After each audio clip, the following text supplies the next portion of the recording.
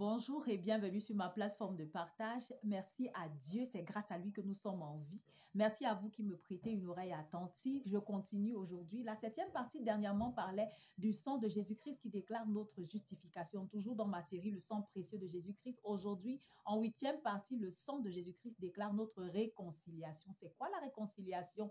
C'est simplement l'acte par lequel l'harmonie est rétablie entre deux parties en conflit. Les parties en conflit peuvent être des pays, ça peut être des villages, ça peut être des entreprises, ça peut être des partis politiques, ça peut être même des membres de famille, des membres d'église. Toute personne qui entre en conflit avec une autre a besoin de réconciliation. Et la plus grande des réconciliations qui soit, ou alors la réconciliation qui est à la base de toutes les autres réconciliations, c'est celle qui concerne la création et Dieu le créateur. Quand je parle de création, je veux parler de l'humanité et je parle de l'humanité, de la nature même que Dieu a créée. Donc, les êtres humains, tout comme la nature, a besoin d'être réconciliés avec Dieu. Alléluia. Afin de pouvoir s'attendre à une quelconque réconciliation avec l'autre. Donc, pour ce qui est de l'humanité, depuis le jardin d'Éden, quand Adam et Ève ont péché contre Dieu, ils se sont cachés de la face de Dieu. Pourquoi? Parce que les pécheurs sont hostiles envers Dieu. Et Romains, le chapitre 8, le verset 7 va nous le dire. Car l'affection de la chair est inimitié contre Dieu parce qu'elle ne se soumet pas à la loi de Dieu et qu'elle ne le peut même pas. Ceux-là qui sont tellement soucieux de ceux qui sont concentrés sur eux, ceux qui cherchent à se plaire. C'est ça l'affection de la chair en fait. Donc elle ne peut pas se soumettre à la loi de Dieu. C'est impossible qu'elle le fasse. Et c'est ce que la parole de Dieu vient de nous dire. Le premier exemple s'est passé depuis le jardin d'Éden, lorsque Ève s'est laissée convaincre par le mensonge de Satan. Dieu a-t-il dit que vous ne pouvez pas manger de tous les arbres du fruit? Elle a bien répondu non. On peut manger de tout, mais seul le fruit de l'arbre qui est au milieu du jardin, celui de la connaissance du bien et du mal, parce que Dieu avait dit le jour où nous en mangerons, nous mourrons. Et qu'est-ce que Satan répond? Qu'est-ce que Lucifer répond? Il dit, vous ne mourrez certainement pas. En d'autres termes, Dieu a menti. Vous ne mourrez certainement pas, sachant que c'est le père du mensonge, le diable lui-même qui est en train de parler. Mais ce qui va se passer, c'est que Dieu sait que le jour où vous en mangerez, vos yeux s'ouvriront et vous serez comme des dieux. L'erreur donc qui a été faite, c'est quoi? L'amour du moi, l'amour de soi a poussé Ève vouloir se comparer à Dieu. Pourquoi est-ce que je ne serais pas comme Dieu? L'erreur dans cela, c'est que Dieu nous avait créés, Dieu les avait déjà créés à son image et selon sa ressemblance. La simple réponse à Satan aurait été, mais je suis déjà comme Dieu parce qu'il m'a créé à son image et selon sa ressemblance, je ne manque de rien.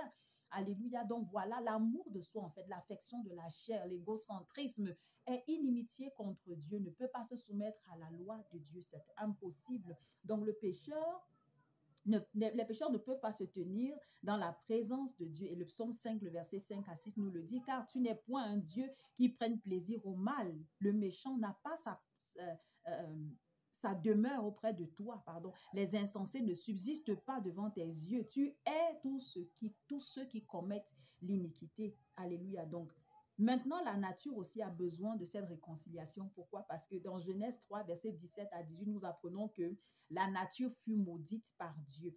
Des versets, qu'est-ce qu'ils disent en paraphrasant? Puisque tu as écouté la voix de la femme, etc. Le sol sera maudit à cause de toi, point, point, point. Il te produira des épines et des ronces. Voilà la malédiction que Dieu a prononcée sur la nature, dont la nature a besoin également d'être réconciliée avec Dieu. Et également, donc, la cause du péché de l'homme. Donc, à cause du péché de l'homme, pardon, la nature soupire également après cette restauration. La nature attend ardemment d'être libérée de la servitude, de la corruption. Ça, c'est ce que Romains 8, 19 à 22 nous fait savoir.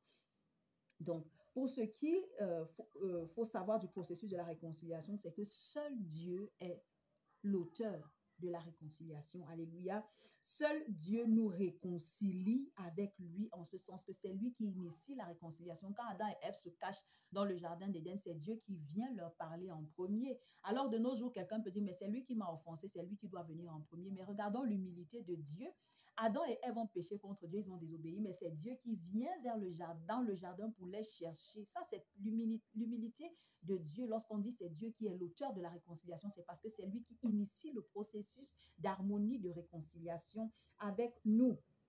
Donc, 2 Corinthiens 5, le verset 18 et 19 va nous éclairer là-dessus. On en a déjà parlé dans les anciennes séries. Donc, on vient juste pour appuyer cela. 2 Corinthiens, le chapitre 5, le verset 18 et 19. Qu'est-ce qu'ils nous disent?